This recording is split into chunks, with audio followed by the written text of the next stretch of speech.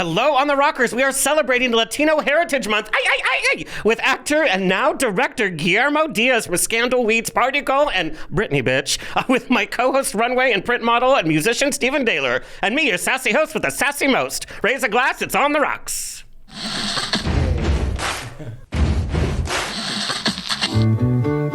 Thank you for being Boulevard. Life is a banquet, and most poor suckers are starving to death. I'd like to propose a toast. This is On the Rocks with Alexander, where I drink with your favorite celebrities as we talk about fashion, entertainment, pop culture, reality TV, and, well, that's about it. So pop a cork, lean back, and raise a glass to On the Rocks. Fasten your seatbelts. It's going to be a bumpy night. Lord have mercy, buttons and bows and pantyhose. On the Rocks podcast, a place where we're too glam to give a damn. Follow us on Instagram and TikTok at On the Rocks on Air, and on Facebook, On the Rocks Radio Show. Send me an email, book me for a pride, wedding, funeral, quinceañera, bris. I don't care, I'll show up. Info at ontherocksradioshow.com. Send us your comments, your guest questions, and your guest requests. This show's presented by Straw Hat Media. You can watch our now over 393 episodes for free at ontherocksradioshow.com. Watch us on Apple TV, Roku, Amazon Fire TV, on the Outlet.tv app, Facebook Watch, on I Love LGBTQ and Bear World Magazine. All right, let's get this show on the road. Returning to On the Rocks is my co-host, our veteran pop culture reporter, Stephen Taylor. No stranger to the spotlight, working as a runway and print model, who's also been seen on Will and Grace, Drag Race, and Todrick Hall videos when he can pay. As a musician and a dancer, he's appeared on Fox events, burlesque shows, and on his YouTube videos of him playing shirtless are very popular. Please welcome back the bubble butt with a brain, Stephen Taylor. Breathe. I'm so excited. Yeah. You know how many years it's taken to get this guy on the show? Literally. I know. I'm busy. I'm booked and blessed. But you know his long list of credits, and I know you're just going to have to ask about Britney. Oh, yeah. I'm a big Britney fan. So but what is it about Britney that you love so much still to this day? Well, you know, like, that saying where it's like, 12 years old is like every gay boy picks her like celebrity, like their pop star that they're in love with. I was 12 and years old too. Well, that's when Britney came out, and I just loved her since day one. So yeah. All right, well, you're obviously gonna have to talk about that unless you wet your pants. Let's bring on the man of the hour, Guillermo Diaz, native New Yorker who started his acting career on the East Coast, working at theater and then transitioning into film and television. He's well known for his numerous roles in Scandal, Weeds, Broad City, Girls, Half Baked, 200 Cigarettes, Chappelle Show, Bros, High Maintenance, Party Girl, Britney Spears' iconic music video, and the list goes on and on and on. Most recently, he appeared in Hulu's Deli Boys, which I love that show, by the way. If you haven't seen it, watch it. As well as the NBC show, St. Dennis Medical with David Allen Greer and our friend Wendy. This month, Guillermo shares his directorial debut with the premiere of Dear Luke, Love Me, a deeply humanizing story of otherworldly best friends Penny and Luke as they struggle to maintain their platonic, significant other relationship while dealing with social pressures to find something normal. We're also later going to take a look at the trailer. It's being called a true When Harry Met Sally for a new generation. And after years, like I said, trying to get him on the show, please welcome Guillermo and his Diaz. Hola. Hola, ¿qué pasó? Solamente voy a hablar en español como es Hispanic Heritage Month. Yes, I'm Hilaria. Eso está bien. Clooney. Okay. Sí. Yo soy de España. Paella, Taco Bell. Okay. Not Taco Bell. Now, before we get a deep dive into your career, we're gonna go backtrack a little bit. You're a Jersey boy. No. I thought you were born in That's Jersey. one of the things that the internet has wrong. I don't know why it says I'm from Jersey. I'm from New York City, Washington Heights in Manhattan. But my parents moved to Jersey like maybe 30 years ago, so I think the internet grasped onto that and thought that I was from there. Anyway, I'm from Washington Heights. Well, I pulled up your mugshot, your tax returns, and it said New Jersey. Okay, so It's wrong. Yeah, you're from the Bronx. But you grew up in a Cuban family. What did your Cuban culture teach you most about life, or that prepared you most for life? And I've dated Cubans, so I know how. Oh, God. Yeah. Well, it prepared me to learn how to lie really well and be a good actor, because it was a lot of, acting like you were straight back in the 80s and 90s. Another thing I learned from, my Cuban immigrant parents is that they work super hard. They both had like 2 jobs. We were latchkey kids, and I just saw them constantly working and, wanting to provide for us by any means. So that was super instilled in me. So that was like one thing that really stuck out that I, admire respect. And when you look at your resume, it literally has credit. I mean, you have done more in your young life than most actors complete in their whole lifetime. When you look back, does it just like stagger you? Like, oh God, I really did all that. Yeah, I think it's it's sort of it's a sign that I just loved to work, and it's funny looking back at it now because you see all those things, but at the time it was just another the next gig, the next job, and I was just wanting to keep working and acting and learning and doing all that stuff, and then it sort of accumulates, right? And you look back and you're like, damn, that's a lot of stuff. But now, how did you deal with growing up in a Cuban family? We know machismo is a big thing in Latin households.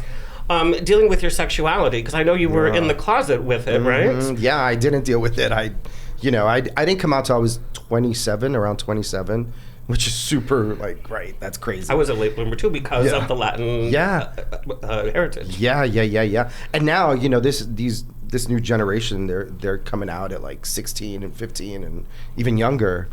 Right. So yeah, I didn't deal with it at all. And again, Latino family tend to sort of sweep things under the rug and not, want to sit down and have like a serious, uncomfortable conversation. They'd rather just ignore it and avoid it and be like, okay, yeah, whatever. Let's not talk about anything, So it was a lot of that, unfortunately. But I think I knew, finally at 27, I was like, I think I got to come out to my parents, What did they say when you finally came out? My mom had a look of disgust on her face, which sort of broke my heart. And then my dad was like, "Oh, cool, yeah, I love you no matter what." I kind of always knew. Yeah, I thought it was retrospective about it. Yes, I thought it was going to be the opposite, but my mother just sort of looked at me like, "You got to be fucking kidding me." Can you say "kidding me" on the podcast? Absolutely not. Well, if your mom only knew what you do at the Eagle, but that's another story. Now, how did acting get in the picture, though? When did you come out as an actor? I never wanted to be an actor like in my early years, and then sophomore year in high school, I did a talent show. And the only reason I did the talent show is because two of my best friends were doing a Beastie Boys sort of medley of songs, and they were going to be the Beastie Boys, right? Yeah. And then one of the guys dropped out, and they were like, "Guillermo, do you want to do it?" And I was like, "I guess, sure, I'll give it a shot." And then I did it and fell in love with it, And I was teased a lot in high school, and then when I did that performance, all those people that teased me were kind of like, "You were so great, that was so." So I looked at it, I think, initially as a thing of like, oh, this is where I'm accepted and people like me when I'm on stage. So, which is kind of sad too, because that's what I latched onto. And then of course I fell in love with the craft and performing and acting. But that initial like rush was because all these people that were messing with me and teasing me all of a sudden liked me. And I was like, this is what I have to do. And that spark hits, and then you're hiding behind a persona, a character. That's your armor. Exactly, yeah. Your roles have literally gone all over the place. And not that you haven't played what we would call thugs, for lack of a better word, but you've played a few. Oh yeah. When you would first go in for your first screen auditions, were those the kind of roles that you thought you were just going to have to play for the rest of your life? Because we didn't have words like diversity and all that kind of stuff down. Yeah, you just kind of accept it at the time, right? It was the early 90s when I did my first like movie, but before that I was, I did a lot of like background work, a ton of student films, and it was all like, 90% of the time it was playing a thug or a gun dealer or a crackhead. It was a rapist. Like it was just all, bad guys, negative characters. But yeah, it was either that or not act and not be in anything. You know what I mean? So you just kind of accept it, and then you have this sort of vision or hope that in the future it's going to get better. And then I would see people like Jimmy Smits and Jimmy Smith. I'm trying to think of another Latino actor. I'm like, who else is out there? There wasn't that kind of. There wasn't a lot, but there was some. Like I was gonna say Lou Diamond Phillips, but he's Native American, right? Yeah. But still, so you kind of. How weird is it that it's hard for us to? Right. Who was the guy that was in La Bamba with Lou Diamond Phillips? He's so great. Esai Morales. Yes.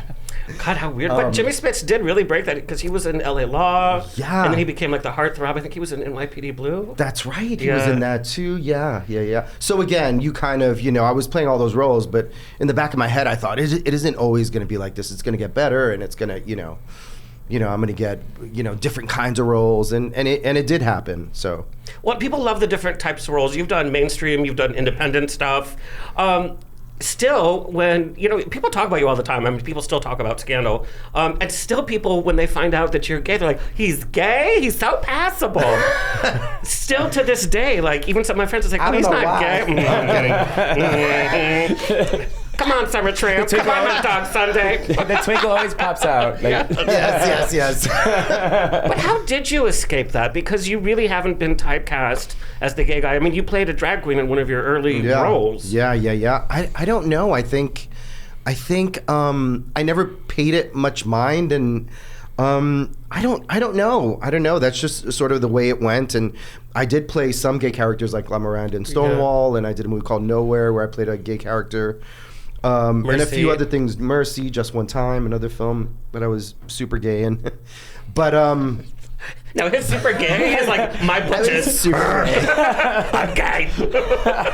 And I remember like my management at the time were like very sort of trepidatious about me playing all these gay characters, and they'd be like, "Yo, you got, a couple of those is okay, but you got to stop." And I was like, don't worry, it'll be fine. I'll be fine. And sure enough, it was I just sort of Did you get a lot of pushback? Yeah, from them for sure. And I was like, fuck you. I'm doing this. A few things I turned down. I turned down a movie called But I'm a Cheerleader to play the super classic. Gay character. Well, I guess they were all gay, but the guy, I forget his name, Douglas Spain, who I love. I worked on a film with him years later. But there was a couple of things that I was sort of told I needed to turn down, and that was one of them that I kind of regret because, I love Natasha Lyonne, and the movie now is sort of a cult classic, and Clea Duvall is in it. But Now, did you have to come out professionally? When was the first time somebody asked you in an interview about your sexuality or that you had to address it? After I did Stonewall, like I remember people saying, well, now you're either going to, have to make a choice if you're going to lie or if you're going to just be honest, and you're going to have to be out from now on if you're going to be honest. And I was like, I'm not going to freaking lie. And I was just, if they'd asked me, I would say I was gay. And it never, I think because I never tried to hide it, it didn't become a thing. So people just kind of ignored it and were like, oh, you're gay. So there was nothing else to kind of, be like, oh, we know you're gay, but you're lying. There wasn't any of that. So I think it didn't mess with me or my career. I don't know. Or I just got lucky. I don't freaking know. You just did roles that you wanted to do. It doesn't like a deceptive thing or anything like that, Right. Yeah. So talking about cult films, Party Girl.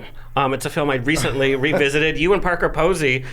What was the feeling on set? I mean, that was one of your early films. Yeah. You guys didn't know it was going to be what we call a cult classic. What kind of movie did you think you all were making? I think we just thought it was going to be a cool indie movie. It was the 90s. It was the mid-90s. And, it was sort of the age of all these indie films coming out. And Parker was like the indie queen. And we loved the movie, and we hoped that people would love it. It came out, and nobody liked it. Nobody watched it. So I think until years later, then is when people started appreciating it and appreciating the time that we shot it in, the 90s, and the club scene, and the fashion. New York City, the fashion. The Parker, lingo, Parker is a huge reason why that movie's so successful. I mean, she's an anomaly, right? She's like, it's so funny to see where both of your carears have gone. Yeah, from that little movie. Yeah. Okay, we're gonna do a hot topic here. Let me know if you're up for it. No. Yeah. All right, moving on. Yeah, I'm like, no. PR is over here like. But you've had a good working relationship with David Chappelle. You did Half Baked together. He cast you in his show. How does it feel as an actor, as a queer actor, to have somebody you've worked with be so aggressive towards the trans community? That must be tough to separate the artist from. Yeah, it's tough. It sucks. But I haven't seen him in years. Like it's been years, like over 20 years, I think, since I've seen him. He was always kind to me, and he was. Listen, when we shot Half Baked, I met a guy, David Dean. I know. Friend Jen knows who David Dean is. We started dating while I was shooting Half Baked. And he's here. Oh my God. Can you imagine? He shoots me. I miss your Dean. Oh my God, how dark did it get so quickly? murders me on the podcast. Becomes the highest rated podcast in the world. We're live. Drink up, Guillermo. This is going in a good direction.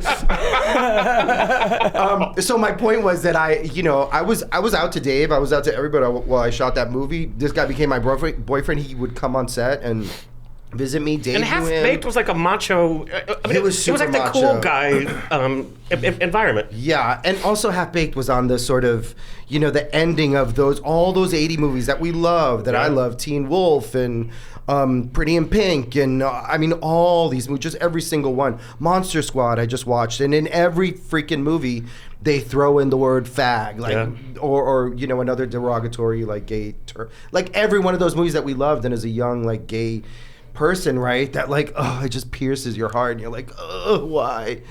So I think Half Baked was sort of in the end of that, and they were doing the same thing, the whole dropping the soap in prison and all that stuff, being terrified that another guy is looking at your butt, like all that sort of stuff was happening. But again, it was something I was like, well, am I gonna have an issue with it, or am I gonna be in this studio movie and just kind of hope that my presence and me being out is gonna make a difference or something, And you didn't feel like you had to butch it up? No, I don't think I well, maybe a little bit. Well, yeah, maybe a little bit. I mean, the character is super butch and angry, and that I played. But to answer your question, yeah, it was super upsetting to see his Dave special, and it kind of felt like he's like punching down, on the community, and it's like why even go there? Why do you have to? Like, and he's such a brilliant, intelligent, like That's the upsetting comic. thing. Like, you can't take away his talent. I mean, that's his talent, and it comes with all this bullshit. Yeah. It's like you didn't need to do that. So yeah, it's hurtful, but hopefully karma's a bitch. So. All right, a little revisit to your past as well. You're not a professional New York actor until you've done Law and Order. Yeah. You've done Law and Order, SVU, Organized Crime. Mm-hmm. You're even in an episode of Law and Order where you're not even in. It's your mugshot. Right. Yeah. What was it like to be on that Law and Order environment? Because that is like an actor's bucket list. Yeah, it was great, and I played a criminal in every single role, except Organized Crime, where I played a detective, which is, I guess, also a criminal, also a bad guy. Did you look at Chris Maloney's butt? Be honest. Yeah, everybody was looking at his butt. He's probably just like doing splits on the floor. Dude, I swear does. to He God, stretches on I was set. just gonna say he would do splits in between like takes. He's like, Guillermo's stretching. here. That's so crazy you said that. Guillermo's here. I know you don't like this. But we've all seen the photo. Yeah, we have, though. He was really cool though. He was super sweet. But yeah, it was. I mean, I To be felt. part of that franchise must be like... Yeah. Oh my God. And he's loaded, right? I mean, they're. But I felt so fortunate to be asked over and over to be on Law and Order, on Law and Orders. Yeah. Again, going back to your career, it's like a CVS receipt where it just goes boom, boom, boom, boom, boom. What, in your mind, has been the biggest success for you as an actor and personally? Not because it was a big critical success, not because it was the biggest hit, not because you got the best Right. reviews, but because personally, you're like, this role or this project kicked my ass and I worked through it. Yeah, I think probably. I mean, the first one that comes to mind is Stonewall. Being cast in that historical sort of dramatization of the 1969 Stonewall riots. I couldn't believe I was in the middle of doing this and playing the lead drag queen on the film, and I just felt so honored, and I knew it was important, and I knew I needed to do a really good job. So that's the first one that I thought, oh wow, this is amazing, like what a special moment this is. And he kicked my ass shooting that movie, and we shot in New York City in like, I don't know, like 17 days or something like that. And then probably Scandal was the next one that I thought, oh my God, I couldn't even believe I was cast in it. I auditioned once, and Shonda was in the room, and You auditioned once? I auditioned once. Every other actor yeah. who auditioned 14 times for Shonda's ready to jump out the window. Yeah. Please, and I'm no stranger to auditioning, 15 times for stuff, and I auditioned once. Again, I think her being in the room made a difference, because I think she just saw something in me that she was like, oh, this is the guy that I want to play this role, so it was easy for her. I also didn't want to even go in on the role because I thought I wasn't right for it. And it was the description was like a guy in his 50s, and he was super nerdy and obsessed with figurines. Anyway, I was like, why am I going on this? I was so mad and my managers were like, well, just go in. They know who you are. They just want to see you. And sure enough, then I booked it. And I was like, I'm so right for this. But let's talk about Scandal. And you've kind of revisited Scandal with the Rewatch podcast and the reunions and whatnot. That was a huge mainstream hit for you. Yeah. And it was the longest running show other than Weeds for you, correct? Yeah. How did that affect your life? That was a long project with so much focus in the spotlight. Yeah, it all feels like a sort of blur right now. It was 7 seasons. We shot that show. I was working 3 to 5 days a week for 7 seasons. I mean, I think we got 3 months off in between hiatuses, but it just all seems like such a blur. And then it was such a show that it felt like everyone was watching. So all these people that were famous were sort of reaching out to us through Twitter, which is when Twitter sort of popped off during that time. Yeah. And Rihanna and Bette Midler was commenting on the show. I think Scandal was one of those shows where it was really big online to do the weekly watching where everyone was watching at the same time. My grandma watched it. That's my mom when that watched sort it. of started. Was that was the era where everyone started commenting online while we're watching it live. That's exactly right. And it was the office talk. The next day, everybody in the office was talking about the show. Right. But that was a lot of attention on you. And from what I feel from your media past, you like to keep things a little private about your life. You had to do a lot of media during these years. Yeah. Was that difficult to adjust to? And it's a different type of Hollywood, being in a network show. It is. I mean, it was difficult in a sense that it was just nonstop press. I remember we would have to do days on set where press would come and do EPK stuff, which is for people that don't know, it's when the studio sends in people for you to get interviewed and do press for the show, for the DVD and for what have you, other stuff. And I remember just all of us trying to hide on set because we didn't want to do it, even though it's your duty. And so I think it just became, it was so much and it was all the time, and that was exhausting. I didn't mind being on set and doing the show and acting and doing that work. That felt exhilarating and exciting and fun and all of that, but it was all the press. It was just a lot. But it was also, those are champagne problems. Who cares? We were having an amazing time and I wouldn't change it for the world. So But did it affect your personal life in terms of, I joke, but being able to go to the Eagle and get crazy, or being on the apps if you were on the apps, or that's, you kind of have to play it in your personal life. Yeah, I definitely didn't get on I didn't do the apps. I still don't do the apps, but no diss to people who are on the apps, but Mr. Scruff, okay. But I still went to the Eagle and I still went to Fault Line and all that stuff. Oh, I miss I haven't heard that one in a while. Right? Yeah. But there were moments where you're in the middle of in a group of friends or new people that you meet and you're flirting or whatever, and then all of a sudden someone mentions the show and then you're like, oh, it kind of catches you off guard. So it's oh shit, yeah, that's right. I can't do anything crazy. Yeah. I rewatched Girls because I loved it when it first came around, and then I couldn't believe how many years ago it was. So I literally just rewatched it and I binged it, and I'd forgotten so much about the show, and I forgot you were in one episode. Yeah. And your scene was just with Lena. Yeah. What was it like working with her? Because people either love her or they hate her. There's no middle ground with her. I love her. What was your experience? Yeah, what was your experience with her as an actor and as a writer and as a director? Yeah. Well, my first experience with her was she was a huge fan of Scandal, and she did Scandal. I murdered her on Scandal. So that's she was a huge fan. She asked to be on the show. She was like, "Can I please?" I'm making stuff up. I think she reached out and she was like, "I want to be on the show." So I kill her on Scandal. So she was a fan of mine and of Katie Lowe's, who played Quinn, and just of the show. So then when this episode came up for Girls, she asked me to do it. So I had already worked with her on Scandal, so it felt familiar working with her. I love her so much. I think she's super talented. I think she pushed the envelope on television in a way that was like a big middle finger to everybody who was size shaming and all that shit, and she didn't give up fuck, you know what I mean? She did it no matter what, was naked in almost every scene of her show, and she looked freaking great, and I admire her. I think she's amazing. She's super intelligent. Her dad is a really like wonderful artist, and so is her mother, I think. But yeah, it was a great, and I was a huge fan of Girls too, so I was super excited that they asked me to do it. Yeah. So it was a great experience. I love Lena Dunham. And then she was hosting SNL, and then they did a sketch of Scandal, and the guy on Scandal plays me, and that's, I guess, when that was like a big moment where we were like, oh my God, like somebody's playing us on SNL, which is so meta. Super cool, right? Yeah. Now, at what solidified. Point, yeah. Now, at what point in your career did it click and you were like, okay, I can breathe, I'm a professional actor, and my career is literally acting?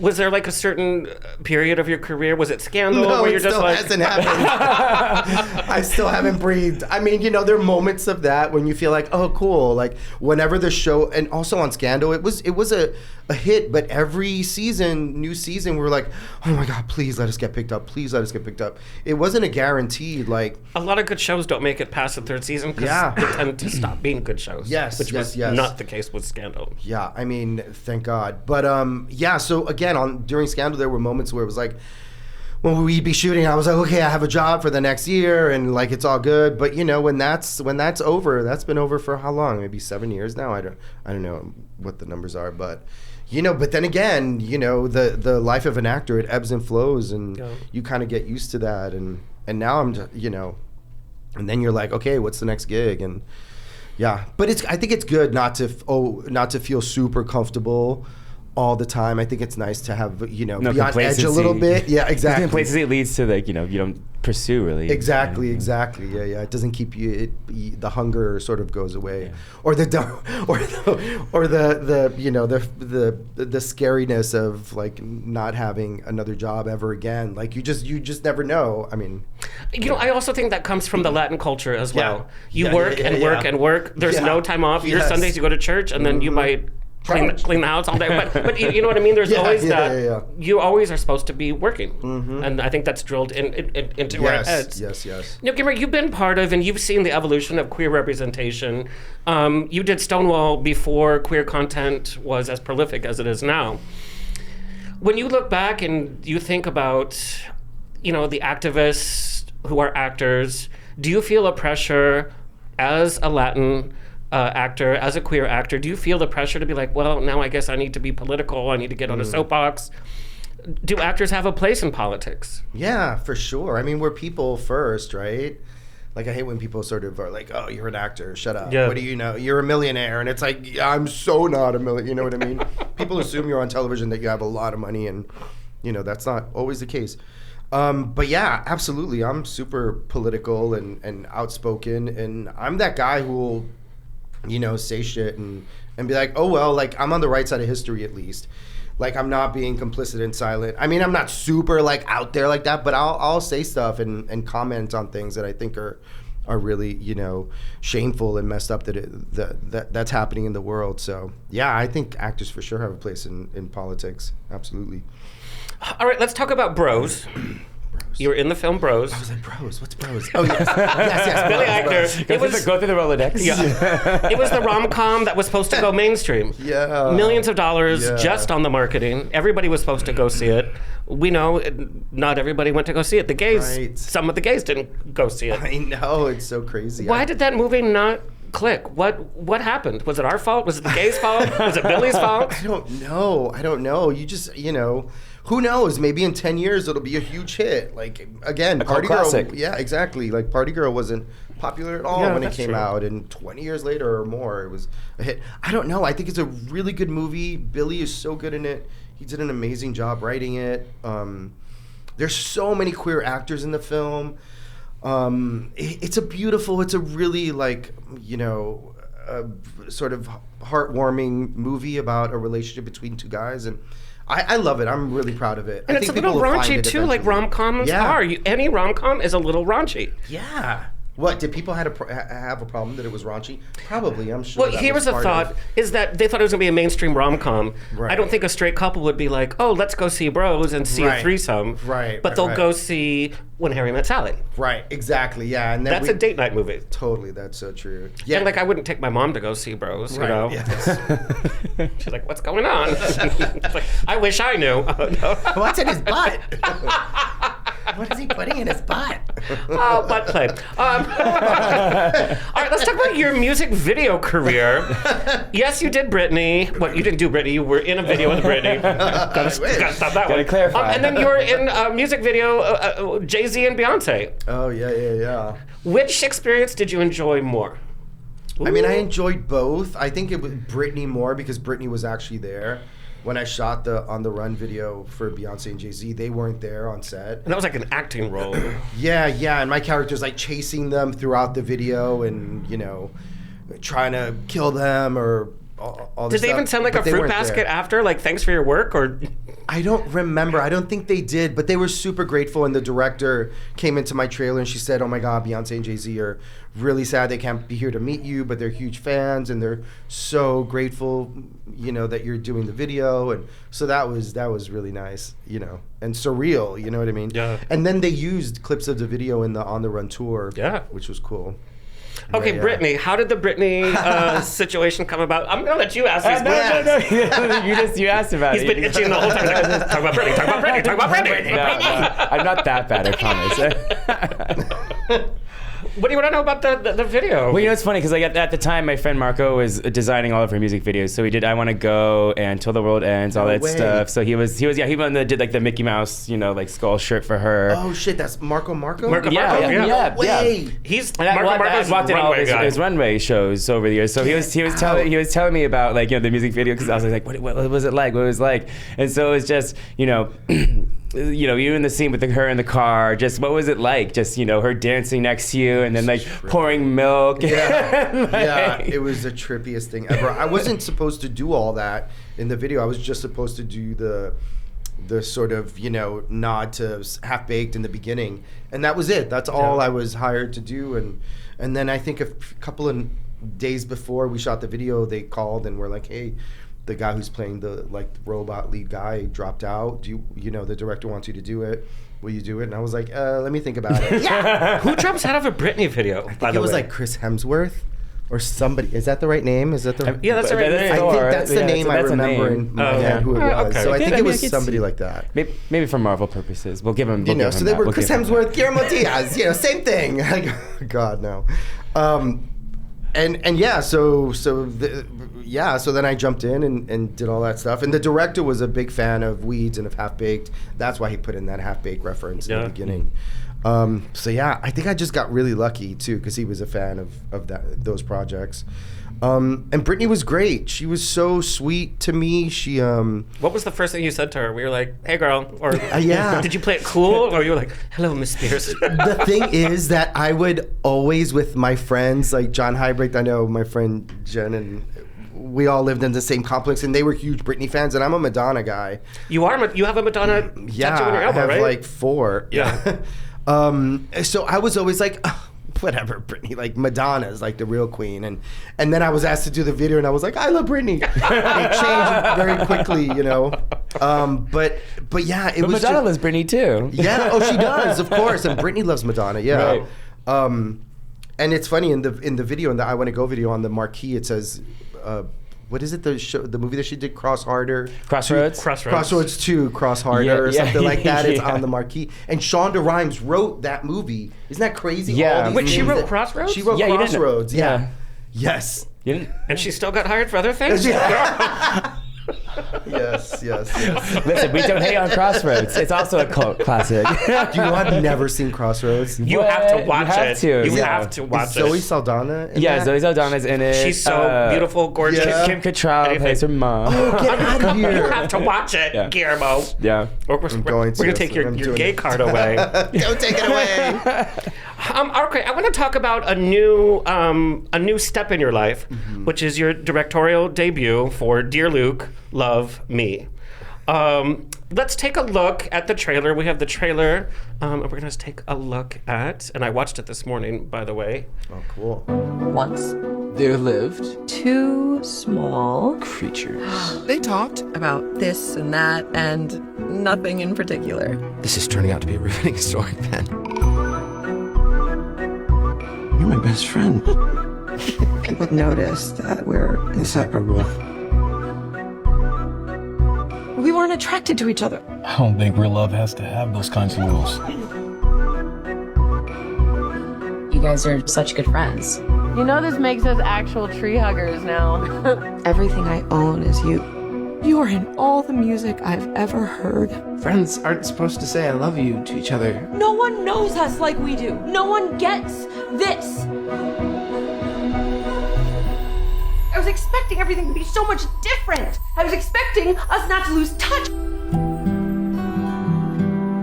Dear Luke, I can fall madly in love with anyone on this planet, but still think of you every day. Along the great and wild frontier. I'm so scared of growing up. I have a useless creative writing degree. Someday, you're gonna write something great. Ben, I believe in you. Dear Luke, you'd think it would get easier with time. You are my music that turned to light. What we have is so perfect. My constant, my heart, my fight. I don't think I could handle you not being in my life. So push me and pull me in. I don't want it to be a cynical world full of heartbreak and betrayal. I want to believe in love everlasting and something so important it lasts a whole lifetime. It's impossible to forget the past. Out of sight.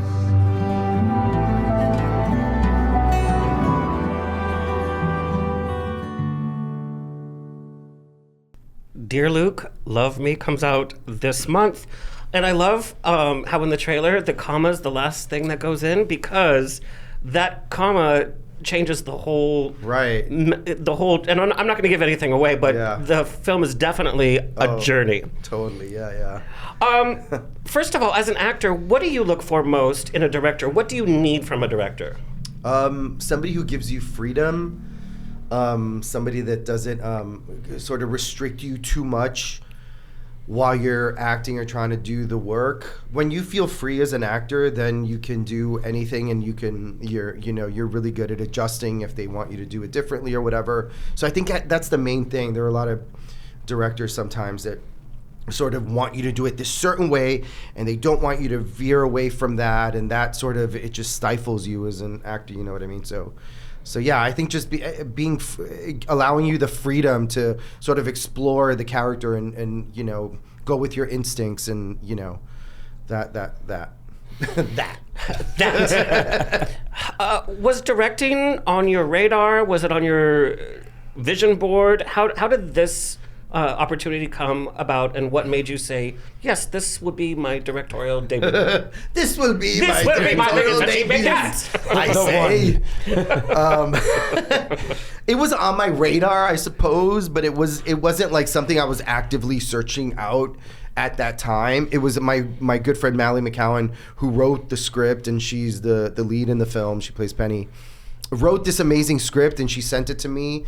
And it was one of those scripts. I read a lot of scripts that I had to keep putting down every 20 pages. I would put it down because I didn't want it to end. It was so good, and that's when you know something. I've read so many books that way, when you're reading them and they're so good and you don't want it to end. Exactly. I know that feeling so well. But it feels so good. It's such a great feeling to be like, this is so good. It can't be over. So I did that with the script, and I knew this is special and so good, so well written. Originally I was just going to come on as a producer of the film, and then the director they had dropped out, and then Mally asked me if I was interested in directing, and I was like, yeah. I mean, I was scared as shit, you know what I mean? I had never directed before. I directed like a small PSA thing years ago, but never a feature film. But I was like, it's now or never. That's what Elvis said. That's from Showgirls. That he watches. That I watch. Another brilliant movie. Another classic. This directorial debut, it's a gamble, because it mainly centers on two people, and it's their scenes throughout the years. There are other people in the cast, but if those scenes don't ring true, people are like, who's the director? Yeah. Who's the director? Who's the director? But it goes through so many different themes. It talks about your identity as yourself. It talks about your place in the world in general, the relationships that we have, the relationships that we stay in. And what is the purpose of finding love? It even talks about asexuality. There's a lot to unwrap, and it happens in an hour and 40 minutes. What is your message with this film? I mean, one of the messages is look,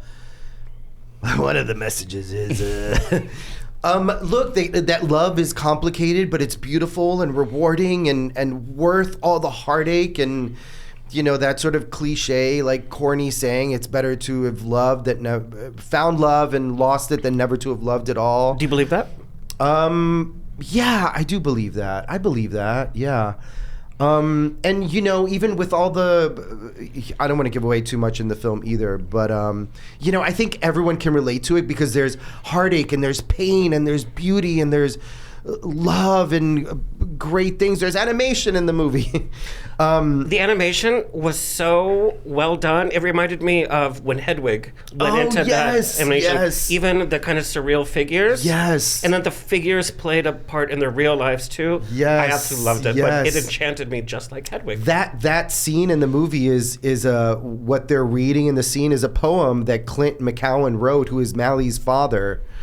And he wrote this poem. Really is like a family project. And she included it in the script, and it's so beautiful. And we found this amazing animator who's a queer Latino named Hudson Garcia, and we created the characters together. And he does this stop motion animation in the movie, and I'm so happy with it. It's such a beautiful sequence. There's a couple of sequences with the stop motion in it.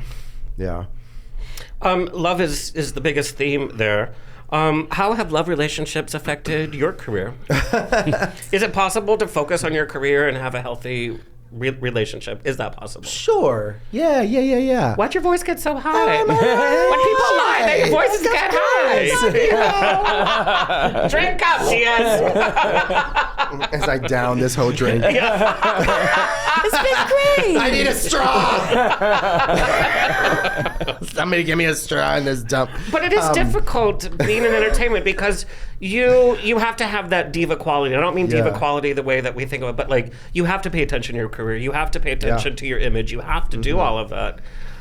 Yeah, it's difficult. I mean, but you know, and then sometimes when you're going through the hardest times in your life is when artistically you're the most creative and open and vulnerable and create this Adele, this beautiful Taylor, work. They have these albums without, Jewel. Did you say Dua? That's a Jewel. I thought you said Dua, like Dua Lipa. Dua. Girl, she's always excited. She's on vacation going everywhere.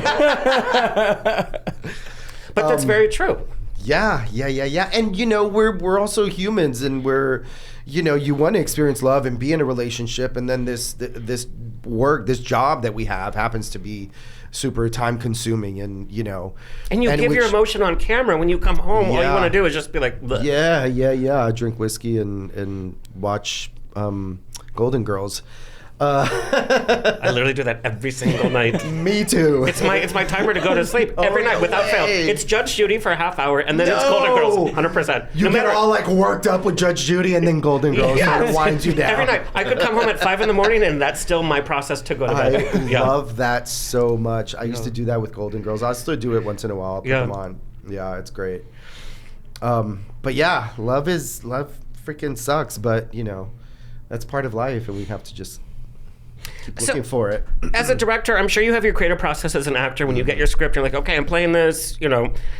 As a director, what was your creative process?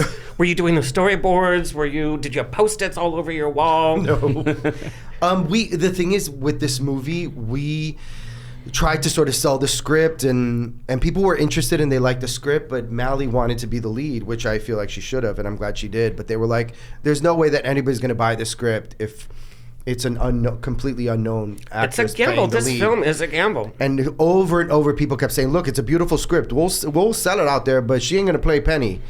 And they were like, the only way you're going to get the script made is if you guys raise the money. Good luck. Bye. And then we were like, oh, fuck, I guess we got to try to raise the money. And we freaking raised the money. We started a Kickstarter campaign. We hired a Kickstarter coach Who knew there was a Kickstarter There's coach? a Kickstarter coach? Yep. Is he like a beauty pageant coach? He's like, all right, this is how we're going to do your Everybody Kickstarter. listen. Everybody kick. It's like a life coach. Yeah. He's like, first, That's just right, but I didn't even know this You existed. just sit there. What is your dream with this Kickstarter? and then things happen. Now we've made fun of his Kickstarter coach and made this happen. No, he's gonna sue. He's like, No. writing a strong how worded dare he email was right excited. He now. was apparently really great at his job, so it worked. Yeah. But that's, and the gamble paid off. I mean, she Yes. knocks it out of the park. Yeah, She knocks it out of the she's- park. Yeah. Mally's amazing. She lived in Scotland for a while. She did theater. She's a wizard at doing Shakespeare. She's a wonderful actor. Yeah. She kills it in this movie. She handles the comedy. She handles the chemistry. But like, what was your creative process? Where did you start?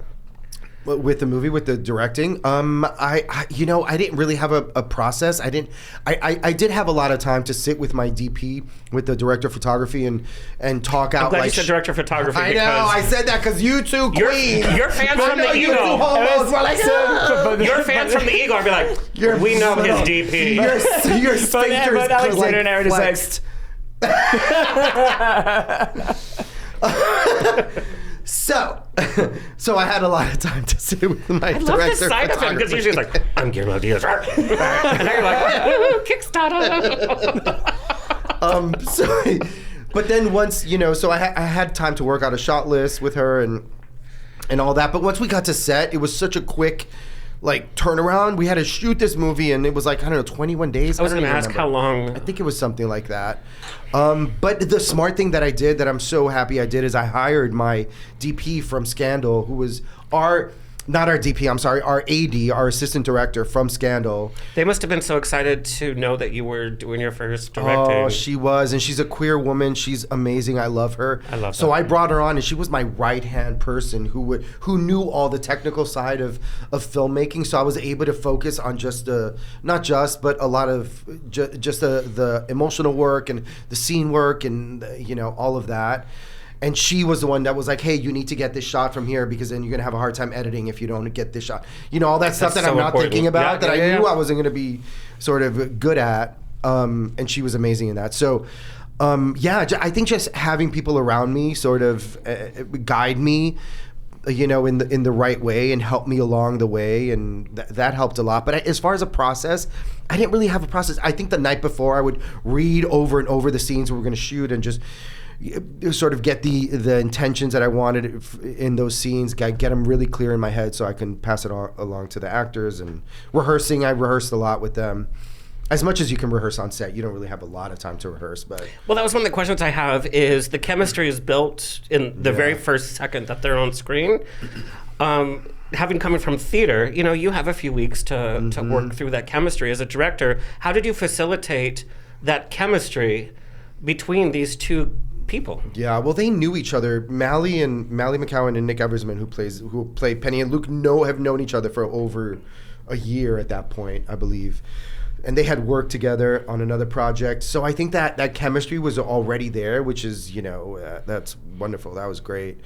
So that was, and then they're both really good actors. I've worked with people who I've just met, and then you gotta create this or fake this chemistry. And if you're a good actor, you could do it. You know what I mean? Yeah, you don't yeah. have the luxury of rehearsing for every project, but they were both great. Yeah, and it's there.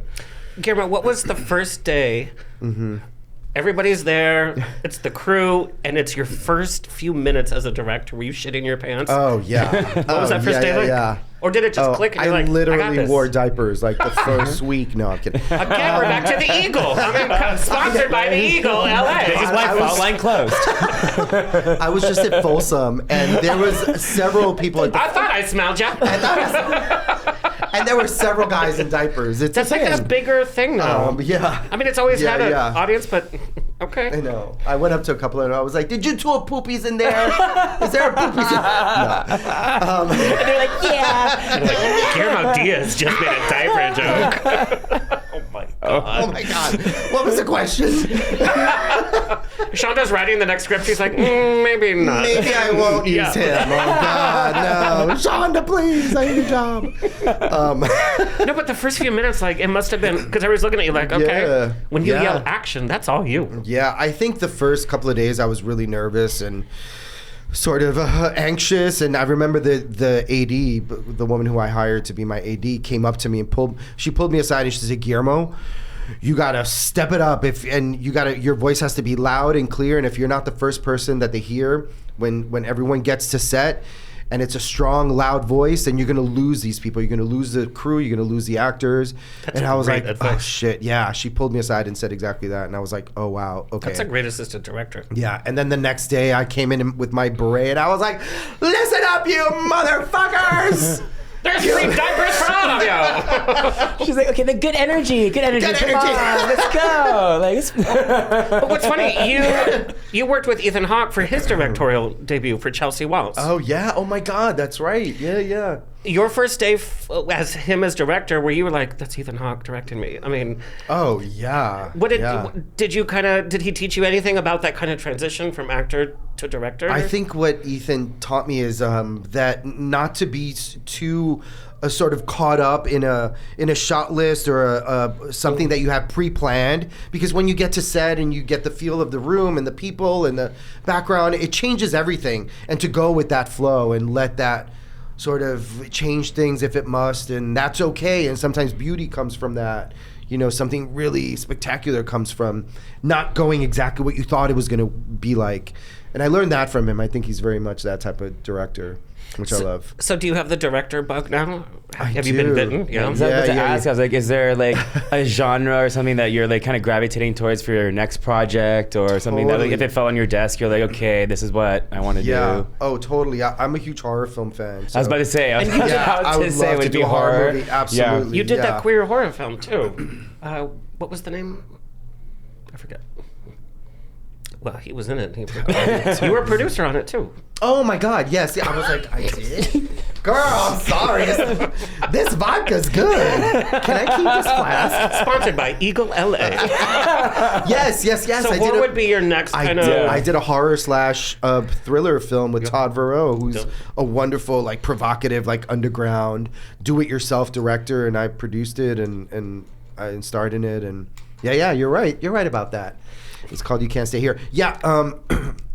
So yeah, I would love my next project to be a and horror's like for sure. Kicking off right now. Yeah. And queer horror too. Yeah. We just interviewed the guy that was in Weapons? Weapons, yes. Oh, no way. Which one? The husband to Benedict, whatever. Oh, shit. But he was in that kitchen scene with that 7 hot dogs. Oh, Remember the 7 hot dogs? Yeah. He cannot get over the 7 hot dogs. What gay couple is eating 7 hot dogs? Then they had chips, then they had cookies, hot dogs? and then they had carrots and dip. I'm like, that's the couple I want to be in. They're so not gay. That's the thing straight people do. Like, gays will be like, I'm eating 2 and I'm throwing them up afterwards. No, I'm kidding. The men I date are like 2 celery sticks. It's simply decadent. Yeah. And I'm closet eating in the back. You know what's funny? I think I'm the only person that wasn't crazy about that movie. He wasn't either. You weren't either? Oh, thank God. I saw it twice in the theater. I absolutely loved it. Really? Yeah. Yeah, because I went with you to see it. For me, I'm just a huge fan of stories being told from different perspectives that many times. It just got a little bit. It was about 15 minutes too long, but I thought I haven't enjoyed a horror film like that in a long time. I'm excited for and I love all forms of horror. I love psychological horror, like Rosemary's Baby and Exorcist are my 2 top. But I like gory, stupid stuff like Paris Hilton's House of Wax. I love. Oh, I love that movie too. Yeah. Chad Michael Murray is in it, right? I call him Chad Michael Chad because he's so white. Chad Michael Chad. Well, when you direct your horror film, can I kill me? Yeah. Yes. Well, Scene 1. Definitely die in your film. You guys filming the podcast. No, Lena Dunham's going to come like, can you kill me? Yes, Lena Dunham is going to be my lead. I absolutely love her. I love her too. I really do. This is such a cheesy question, but I love asking it. What do you want for your future career? What do you want to build on your legacy? Like, what do you want your work to say? I guess that I don't know, that I broke some ground, that I knocked down some walls to, as a queer artist. I'm hoping that made a difference, and Yeah, it's funny because when you're in it, you're not thinking about all this stuff that you're gonna sort of do or that could possibly pave the way for other people. You just kind of like moving along and living your life. But yeah, I would hope that I broke down some walls as a Latino, like homosexual. But you did it before it was cool. You know what I mean? Homosexual. Like it's easy right now for Hollywood actors to come out because everybody's coming out as bisexual. It's like, okay, calm down. Calm down, girl. Yeah. But you were doing it before it was popular, and it could have been a career killer. Yeah. I could have. But again, I was like, well, what am I going to do? Either lie or not, live my life honestly or lie about it. And I wasn't prepared to go all Queen Latifah on everything. What does your family say now after all these years of success? I love Queen Latifah. And you being gay and having David Dean and who else knows who's in your pocket? I love it. What do they say now? Like they've disowned me actually, so it's awkward that you just. Is that really true? That. No, it's not. Jesus Christ! Did you see my face? Alexander's like, cut it. They hate me. Drag queen. No, they love it. They're so used to me being, You definitely had the Jimmy Fallon I literally face. was like... Did you ever see that with like RuPaul when she was on Jimmy Fallon and he was like, oh, just another drag queen on the cover. And she said, drag queen. And then Jimmy Kimmel's like, I'm queen I'm of canceled. drag. The show, like, I'm young. Jimmy Fallon's face is like, drag queen. Oh my God. Remember the RuPaul and Milton Berle moment? Do you guys remember that moment? They met each other? Oh yeah, it was like on the MTV Awards. Look that shit up. Well, Milton Berle had like the biggest dick in Hollywood. Yes, I heard that as well. So I'm sure RuPaul knew that. where RuPaul is just like reaming him on stage, and Milton Berle is like, "What the fuck is happening?" And she's like, "Yo, queen." She calls him an old queen. Yes, no, you know I what I'm remember talking that about. because I saw that because he said some things about her too. Yes. He was being But very Milton passive. Berle's I saw that he was being very passive aggressive to her. Yes, yeah. So she was like, "You don't be passive aggressive to a drag queen because she'll just read you for filth." Yeah, exactly. That's exactly what happened. Yeah, no, I remember that. She was great. It's a really crazy moment. I have to see Yes. this It out. was just like, but oh, Milton Berle's wow. from that like passive aggressive classic Hollywood humor that says it without saying it. Yeah, but he was super thrown off. I don't think he thought that she was gonna sort of retaliate the way she did. It's drag like, dude, queen. like you said, like don't mess with a drag queen. What was it? The library is open. Yes. Drag queen. Drag queen library. Why are you gay? Anyway. So Guillermo, what is your message to your fans? Please love me. Don't stop loving me. But it's funny because how cute I am. But it's funny when you look at your fan base. Like go on, try movies. But it's from like older people that know you from Scandal. It's from the crowd that knows you from Party Girl. It's from the people that know you from Weeds. It's from the gays that know you from The Eagle. Like your fan base is really wide. So like, what is your message? Wide and open. Wide and open. Now I'm wide and open. My message is. It's a great idea to have liquor during your podcast. It really is. Don't I know? It's a great thing. It opens people up. Listen, I don't really have a message. It's just I hope again that people can sort of get something out of me trying to live as authentic as I can, and just being myself and being queerly myself, and hopefully that that helps someone along that's having some troubles, like being accepted or being comfortable with who they are. And so I don't really it's mostly that I hope that my existence has made a difference in someone's life. What? I love that lower voice. Existence. ASMR. We just went to ASMR voice. I did not say existence. Oh my God, cut that. He's so meta. Guillermo, as many years as we've waited for you to get on the goddamn show, right? I don't think Jen, can you? No. Jen, no. Jen, no. What? GD's busy. I know what he was busy doing. But directing, I mean, what a huge success. The film is great. It's emotional. It's definitely not what you think. In the first 15 minutes, you're like, oh, how cute, and then you're like, why? Yeah. And so it's gonna be. congratulations. Thank you. And it's gonna be on Apple TV first, and then it's gonna expand to other streaming platforms after that. Yeah. Where can people find and follow you? What am I on Instagram? The Guillermo Diaz Reel. I think I'm on Instagram. I was gonna. It's in your lower third. Yeah. And I'm not on Twitter or X, whatever it's called now. I used to be on it, but not anymore. We have an account, but we don't post on it. Yeah, no. Yeah. Yeah. We've had the best time. Stephen, where can people find and follow you? Instagram's only Stephen Daler, and then Stephen Daler and pretty much everything else.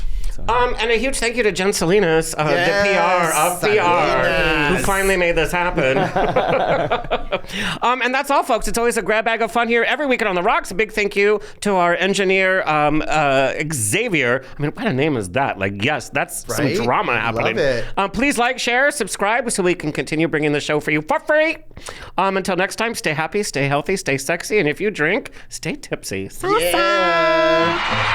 This has been another episode of On the Rocks. Tweet me and slide into my DMs on Twitter and Instagram at On the Rocks On Air. Find everything On the Rocks for free at ontherocksradioshow.com. Subscribe, like, review, and share. Until next week, stay fabulous.